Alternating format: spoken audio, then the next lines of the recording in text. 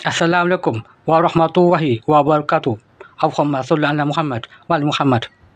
Ruhaya berkata kepada suaminya dalam mimpi Allah pelihara kepadanya. Katakanlah pada semua keluargamu kalau kamu niat sedekah. Bismillahirrahmanirrahim. Saya bermimpi seperti ini kenyataan saja. Kemarin saya meminta uang pada suami untuk sedekah dapur umum.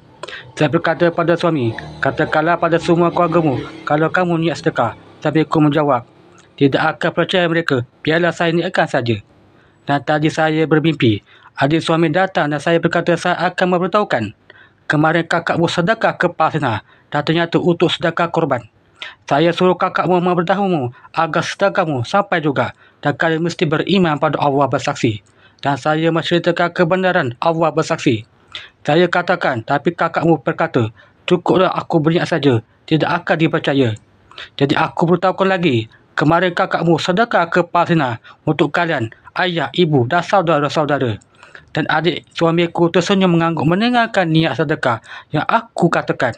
Aku menjelaskan bagaimana dengan sedekah itu untuk sedekah korban.